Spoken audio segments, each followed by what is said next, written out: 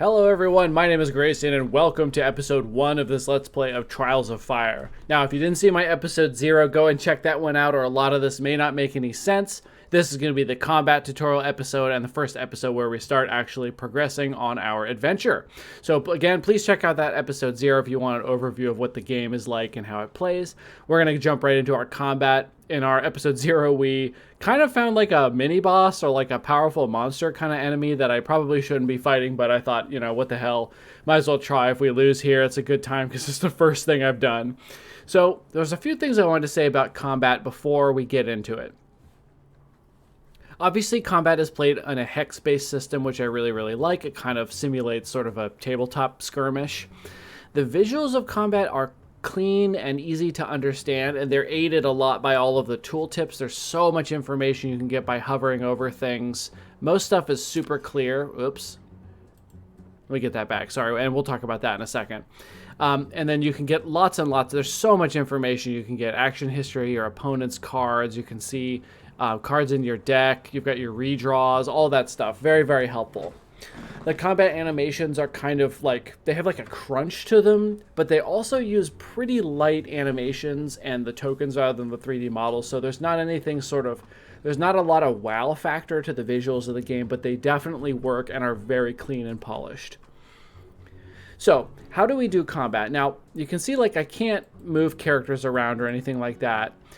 We do have cards in our hand that do a variety of things, but you can see, like, for instance, Jara, our warrior here, has a wild swing, a swipe, and a swipe. So it's 3 attacks. So how is she supposed to get over to this character? Well, any character that discards a card will generate 1 willpower. So this is the recycling shrine. So we have 1 energy now that we could use to spend on other characters' abilities. So for instance, we could discard a card from Jara and shoot the quick shot from this character. The other thing you can do with that energy is the character that discarded the card, and only that character, can do a couple of other things with it. So if you notice, if I discard a card from Jara, she now has this ring of energy going around her. That is because she's the one that discarded that. Now, I can do that from another character, and you can see now they both have it. You can also get those back. There's a lot of undo features, which is really helpful. So what this means is, if I discard this card, you can see there's a little +2 here. That means that if I end my turn now, or if I end my turn without her using this Ring of Light, she will get +2 armor, like +2 defense. So if you don't have anything good in your hand to help you protect yourself against an enemy who you believe will attack you, you can just dump your cards and get some extra defense that way. It's not great, but it's better than nothing. The other thing you can use with that is turn into a basic move. It's a little bit like how Gloomhaven works in a way that most cards have sort of like an alternative basic action. So we can either leave her like this to get the +2, or I can pick up her token and move her up to 2 spaces. Now, enemies do have like a threat range, and sometimes you get stuck on enemies. But right now what I probably want to do is start moving forward. Now, this enemy appears to have ranged attacks. All ranged attacks deal +1 damage, so we're going to watch out for that. So what we did with her is move her forward. So I might discard this one, move her forward again, and then discard this one. Now, if we don't end up using that energy, she will end the turn with +2 defense, which is okay because we might need that against this enemy. We can also spend that energy, but I'd rather have somebody else discard a card and get closer. So we might say discard this swipe. Oops, didn't mean to do 2. Let me discard just the swipe, move her a little bit. And now you can see she still has her energy because the last card we used was hers. So this is a magic attack 2 to a target within 3 spaces, so that's not going to help us. Here's the flame fan. That's helpful, but we're not in range, so we might discard and have her wait there and get the +2 defense. I'm banking on this rock sort of forcing this enemy to move around and attack us. So down here we have the Alchemist character. And again, if you haven't noticed, it's really cool how you can do things in whatever order you want. I can do cards, I can play out her entire turn, or I can kind of jump around and do different things. But it is a we go system, so it'll be everybody on my side and then all the enemies will go. There's no like initiative tracker. So over here with this character we have Advance, move 3 and gain 1 willpower. So let's go ahead and do that. Let's move to here. And you can see if you now right-click and hold, you can see everybody's vision, which is really helpful. So if this character has a ranged attack, all of these highlighted tiles are visible to this character. And you can see this enemy here has an eyeball because we can see it from here. Very, very helpful. So we know we can shoot them with a range attack. We can also hover over the card, and it'll highlight the enemies that were available to shoot. We have here an unstable elixir. Choose one from 2 random basic cards to create in your hand and reduce its willpower cost by 1. So let's drink that. Let's see what happens. So we get an improvised attack, melee attack 2 or ranged attack 1. Flame Flask. Deal 1 to 3 magic damage to all target in the indicated area at range 4. This is probably better for us, so let's grab the flask. Costs less. But this is range attack 1, then draw a card. Deal 2 damage if your previous card played was a move card. Well, we did mess that up just now, so that's not going to do the extra damage. So let's go ahead and... we can't hit the Flame Flask. We're too far away. So I just right-click to put that back in. So what we might do is we might just discard everything and just get extra defense, because I don't know how powerful this character is, and they started so far away that everybody's just sort of trying to get in position. So we'll go ahead and end turn down here. One nice thing is once enemies have done things, you can see what's in their deck and remind yourself of what kind of cards they have, but at this point we don't know what they have, which is pretty neat. So we're all set to end turn.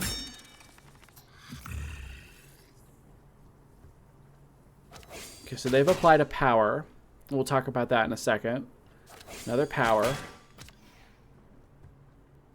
Okay, and they're just shooting the crap out of my Alchemist. Okay, that's a lot. He's already taken permanent health damage. Damn it. Okay, so what were those powers? Now, powers are cards that you play, and they're sort of like enchantments on your character, but they have a limit to how much benefit they can grant you. They don't stay forever. So you see under Volley Fire, it costs him 2 to use that. Whenever you play a card, random range attack 2, then this power loses 1 resilience. We also have Prepare, gain 1 willpower at the start of your turn. Now you see under Volley Fire on the left, there's a yellow or possibly green, I don't know, I'm colorblind, rhombus with the number 9 in it, and then Prepare has an 8. That's the resilience. If this character takes 8 damage, I think it has to be health damage. I don't think armor counts the block. Then they lose those powers. That's to prevent you from putting a bunch of powers on your character and just making them really, really strong and not having to babysit them anymore after that.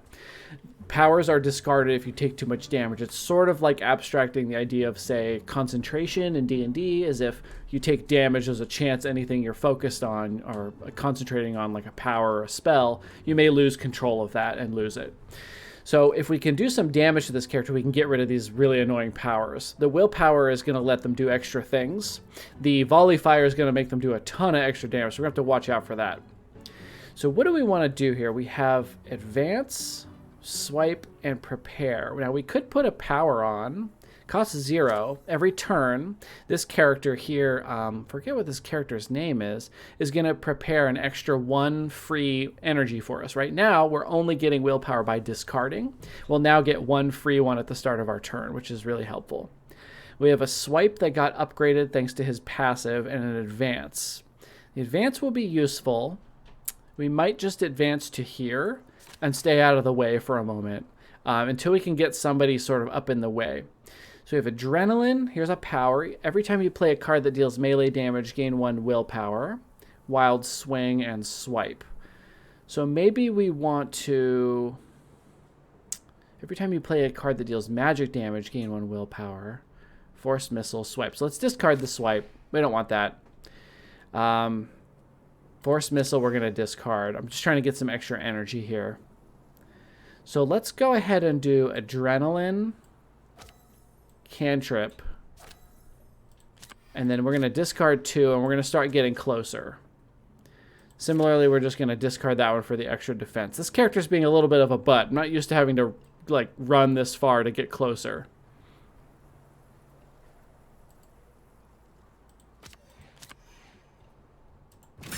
Okay, so we got a little bit of block from discarding cards. So we're doing shooting, and then it does the extra free shoot. Yeah, we're going to take a fair bit of damage here. This enemy is very dangerous.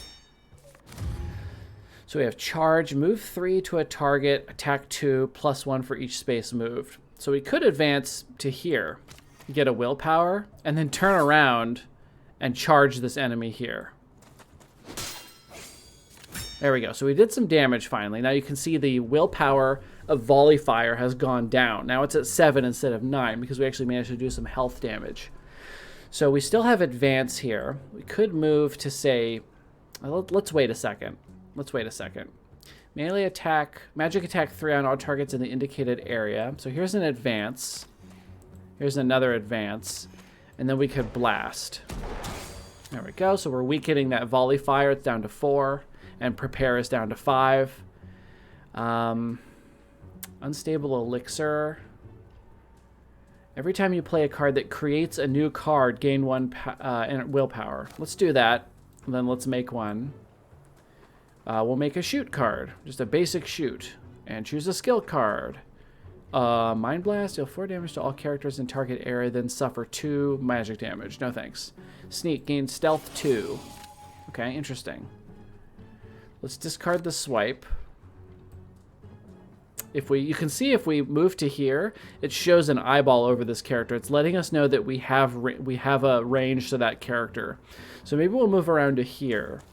And now we could shoot range attack 1. It's a little bit of damage. And then we could do sneak. Now stealth, let me remind myself what stealth does. So stealth says, cannot be targeted by enemies unless they are adjacent. When hit, lose 1 stack of stealth. Each turn, gain +2 melee and range damage and a move unseen card. So that must be some sort of movement card that we get. So that's pretty neat, actually. So we still have this advance and gain a willpower card. Probably better off to discard this for the 2 block it's going to give us.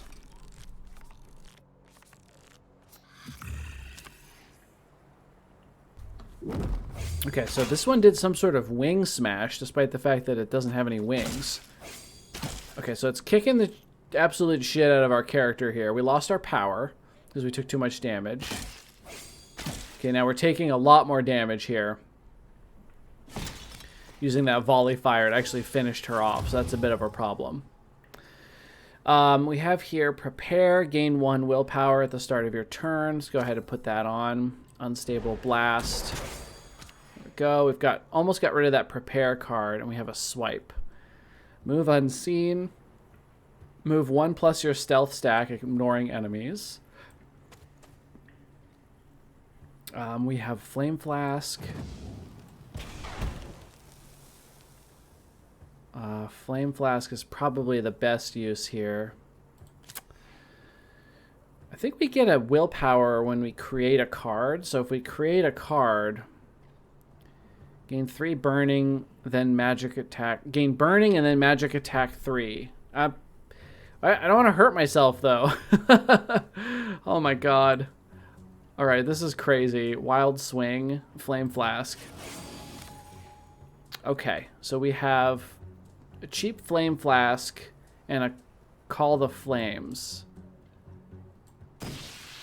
So set ourselves on fire, but we do a lot of damage. And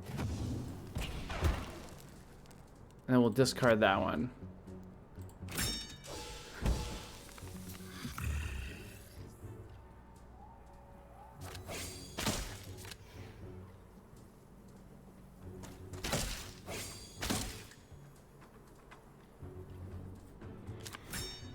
So we put that power back on to make him do extra ranged attack. So I think we're probably going to die here. We could redraw. So if we toss cards into the recycle, we can actually redraw. So we used one of our 2 redraws. So we have a Flame Fan. We have our Exhausted card that does nothing. Force Missiles. So we could Flame Fan here. Force Missile. Melee attack 3 is not particularly helpful. We might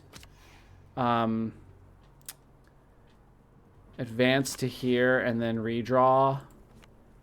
Okay, so we got Unstable Elixir. Let's create a random card. Shoot or gain burning and magic attack. Let's do the magic attack just because we may actually be able to kill this thing if we're super lucky. Okay, so we're almost dead. So that guy's dead from burning. Can she finish? Oh, that's a lot of block. We have Force Missile, Unstable Blast, which we can't do. We got to get over to here. We can't even finish him off. Can't even get through the armor, I mean.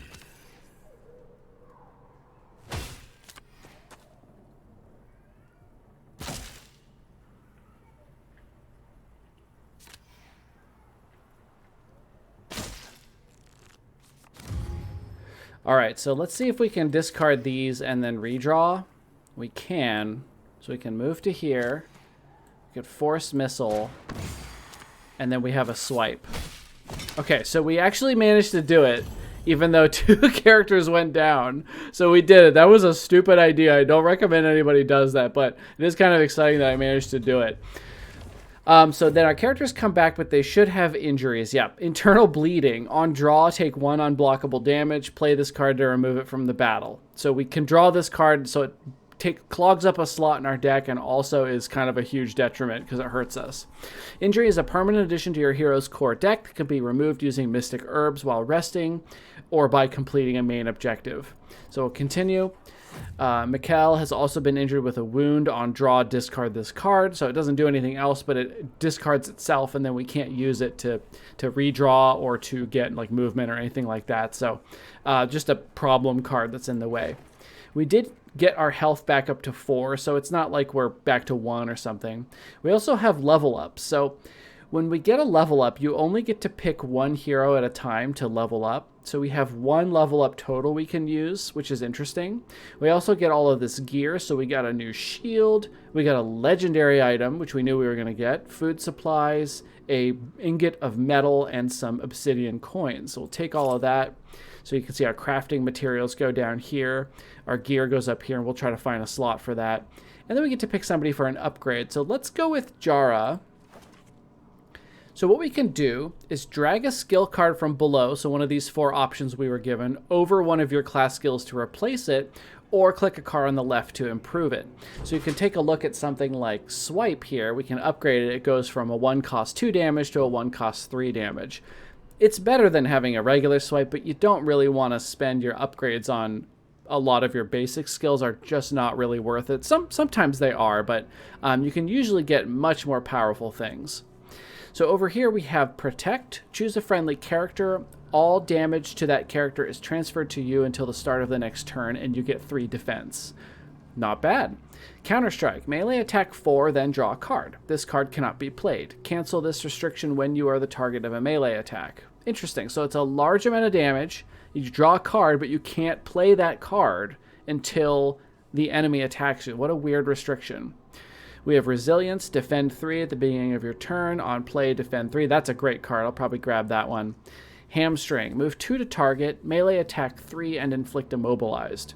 So this is interesting because this is, other than the cost, is straight better than a swipe or for the most part the movement cards, because this is a move 2 and a melee attack 3, which is more than this, and it immobilizes that character. So this card is way better in almost all ways than some of these other cards, especially this Wild Swing card. I do not like these. 3 mana to do 3 to 6 damage. Not a real great trade, so I might replace Wild Swing with one of these Resiliences, and then we'll confirm that. So then we kind of improved her deck. She'll no longer draw that crappy card. Can we go in here now? Oh god, we can. I'm not going in there. That was terrible. So we do need to rest. So we may want to head over to this settlement. So let's go to here. On the path ahead lies the body of a female ratling, and you can read more about the ratlings and see some of the cool art, who does not seem to be moving. Something doesn't feel right about it. The scene, though, it looks like a good spot for an ambush. We could approach the body or give the body a wide berth. Now, we're in kind of a rough spot right now, so we're just going to avoid that body because I don't want any surprises. Let's go to town. I'm going to risk that a battle might occur because I really need to rest, and I'm not willing to do it out here where we just don't get very good bonuses. So here you can see exposed. Resting here will only restore a minimal amount of stamina. It'll only give plus 15% of our stamina, and everybody will gain 1 health. That's terrible. We don't want that. So let's go to the town. As you enter a small human settlement, you see a cloaked figure running towards you. It looks suspiciously like the figure has just carried out a robbery, but then again, he or she might be a victim fleeing from an attacker. Block the girl's path. Have Jara grab her and hold her firmly, or ignore the figure and continue towards the market. Well, I'm always a big fan of the unique character options, so if she's got something to do here, let's have her do it. Jara grabs the girl by the arm and holds onto her firmly. In her right hand, she's clasping a large jewel. We could take the jewel off of her, demand she returns the jewel, or let her go. Do we want to be good or bad with this crew? Well, we're trying to save our village leader who went missing, so we seem like we're not bad guys in this quest. So let's say that she returns it to where it belongs. Realizing she can't maneuver out of this predicament, she hands over the jewel, but begs you not to turn her over to the guards, because she's certain to lose her hand as punishment. You take pity on her, release her, and travel to the sanctuary in the town. Interesting, so continue. The sanctuary's magister thanks you for returning the jewel and asks if there's anything you'd like to take in payment. When a worshipper dies with no living relatives, their belongings end up here. So we'll just take... Ooh, that's a good robe. Padded rags. We'll take it. We'll take all of it, and we'll sell what we don't need. So now we're in town, so we can actually rest here, which is super, super useful. Can we use the shop now? No, we can't. So what we want to do here is probably set up a rest here. So we get plus 35% stamina, plus 2 health by resting. We can also spend crafting materials to hone items. We could, for instance, remove a skill from a card. So if we have equipment on that we don't want the skill, but we want some other part of the equipment's bonus, we can hone it using our stuff. We can upgrade stuff if we have the right crafting materials, but you can see there's a little X on these pieces of equipment. That's actually telling us we do not have the materials. So this bar here is not used or not enough to do any of our items. So we'll go back to there. We can hone an item. It'll automatically show us what we could do. We could hone, for instance, this skill, and we could click on one of the 2 skills to have it removed from the item so we can wear the item without getting one of the 2 skills. For now, what we might do is actually take a look at that equipment we just acquired. So this is, click here to select a legendary. So let's click. We got a glass plating. So this is a legendary 5 armor that grants shield wall, battle stance, and impenetrable wall. So very, very defensive piece of gear here. All attacks deal plus 2 damage on play, defend 4. That's an interesting power, especially if you drew that early. Shield wall. If you would lose defense at the start of your turn, this power loses 1 resilience instead. That's very interesting because, again, defense only lasts until the start of your next turn. And we also have impenetrable wall. When you gain the defense this turn, gain the same amount again, draw a card. Wow, this is a very cool defense piece. We may end up taking that. We also have this Terrarian's Rod. This, you can see down at the bottom, would be usable by our Elementalist. It gives Eldritch Grasp and a quality 2 for more discarding. Magic attack 4 and push the target in a random direction. Any damage bonus counts double. Disrupt, target enemy character discards a random active power. That could be useful. And Life Siphon, deal 3 unblockable magic damage to all enemy targets in the indicated area. Draw a card for each target hit. Also useful. We have the Elven Stalker's Chain. I see this gives movement, battle stance, and heightened senses. All attacks deal plus 2 damage this turn. Draw a random damage card from your deck or discard pile. Or we have a Soul Gem, which is legendary crafting material. You need these for the most part, if you're going to be modifying your legendary equipment. I'm tempted to take this. She's our only frontline character, so she better be tanky. So we're going to grab that one, and we're going to go ahead and put that on her right now. So we will lose our defensive stance power, but we will gain some very powerful other powers here. So we're going to have to plop those on. Now, we're not going to have a lot of energy or willpower because these are expensive. So she's got a lot of expensive stuff in here right now that we want to either get her more willpower or get some of these costed less or get them out.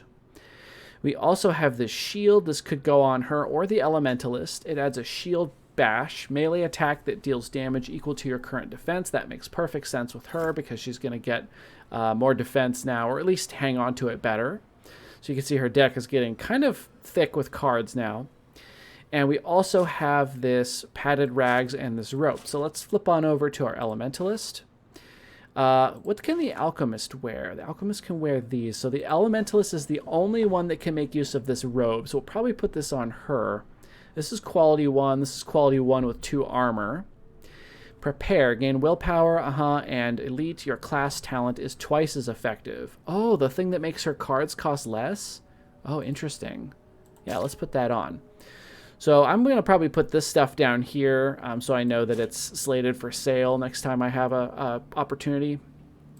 Our Alchemist here. See, we're up to +7 armor with Jara, so she's going to go into combat with 11 health next time, despite the fact that she's so wounded, which is excellent.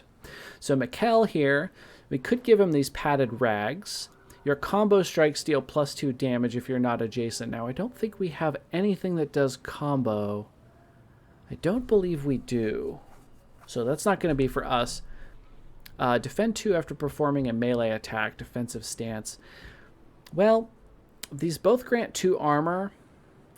Let's put this one on. Actually, wait, what do we have here? Armor 1 with prepare. Gain 1 willpower at the start of your turn. Oh, I don't want to lose that, though. All I would gain here is the +1 armor. I don't really want the skills, so I think I'm actually going to leave this bad armor on him because I want that prepare power a lot more than I want these powers and the +1 to the armor. So we'll be good there with that. So we can head on back here. We can break camp, and we will get... Oops. So just rest. Sorry, we have to click on just rest up here. So rest. And we can rest again if we want to. It will cost another 1 food, but I think we need to do that for 2 more health. Our stamina is really good, but again, we're kind of wounded here, so I think it's worth it. Unfortunately, we didn't get a chance to shop, and we really need to buy some food because we're going to run out. If we step on over to here, I don't think you can go back once you've done the event there, so it's kind of preventing us from just going back and forth like buying supplies or something like that. So let's head on over to these ruins. It's almost certainly going to be a fight here. There's some random enemies there.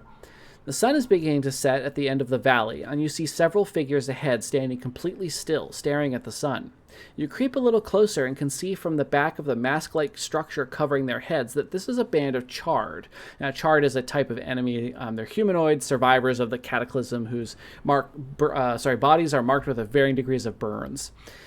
Try to sneak past them to some metallic objects lying on the open ground so we can try to get a reward. But there's a 50% chance we take health damage. Engage them in combat or scramble up the ridge and head around. I say we fight them. I don't want to take any more health damage. We're low on food, but we can fight them and probably do pretty well and not take damage. That other thing we fought was unusual because of how strong it was for so early. This is a cool little battle arena. We've got the little ruins. We've got like some pots and some stakes and stuff. Here are our little charred enemies here. Look like crab gremlins. So what do we want to do here? These are melee as far as I remember. It looks like they have swipes, defend, advance, prepare. They're very, very basic. They have very basic decks. So we have our battle stance. We have wild swing that we don't want. Definitely want to play this. Your class talent is twice as effective. That's a good power. Every time you play a card, yep, gain 1 willpower. Discard that. We'll advance to, say, here. And then we'll move you up to here behind cover. Okay, so we're good. So what we did there was just basically get a bunch of powers up and running. So we'll be ready for our next engagement. We should gain, lots of extra stuff now from those powers.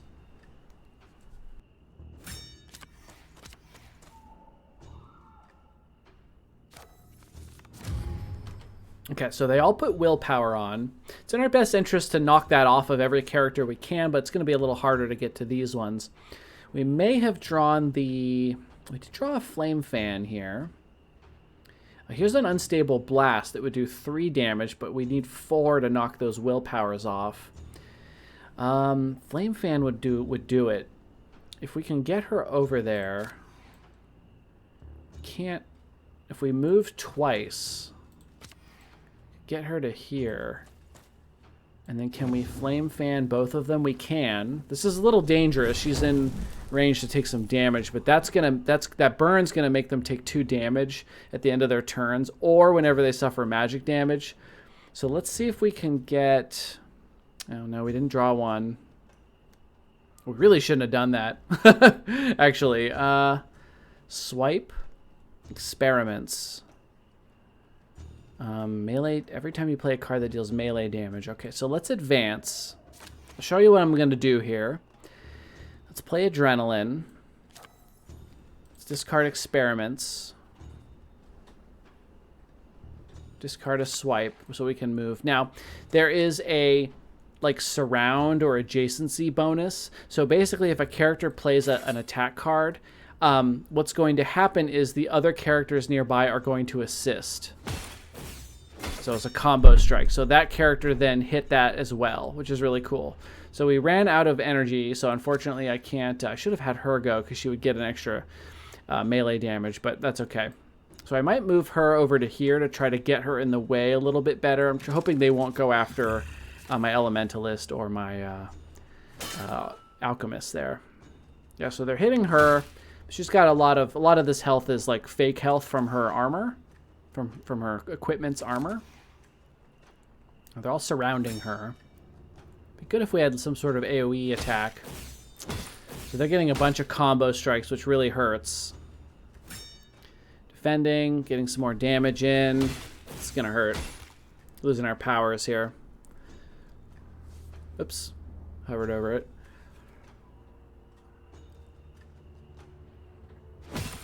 Alright, that's enough attacking.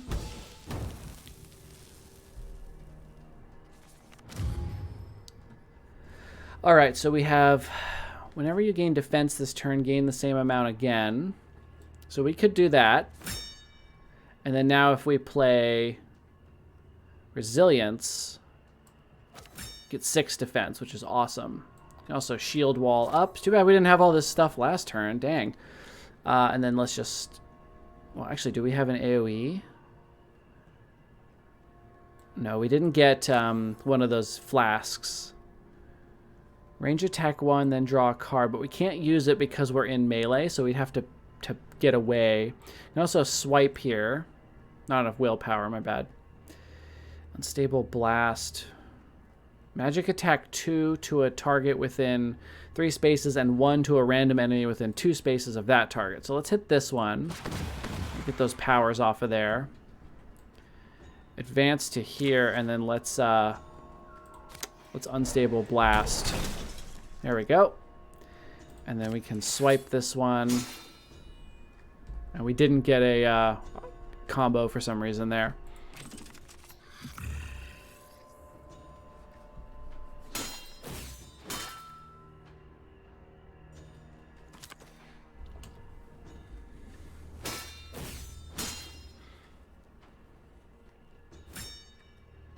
So they're doing some defending. That's okay. All right, what do we get here? So we're getting defend at the beginning of our turn from that power, which is super helpful. We got the charge, swipe, and an advance. We can go ahead and discard that for the energy. We have swipes here, so we'll probably move her up here and use some of these. Actually, you know what? Let's rewind that. Because we want to throw this flask and not hit her. There we go. So now we can advance to here, and we can 2 damage, and then she should respond. No, she didn't respond.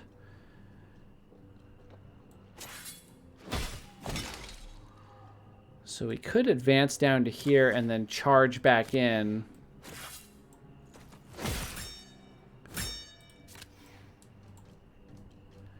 Let's just get a shoot card, I guess. There we go. Internal bleeding.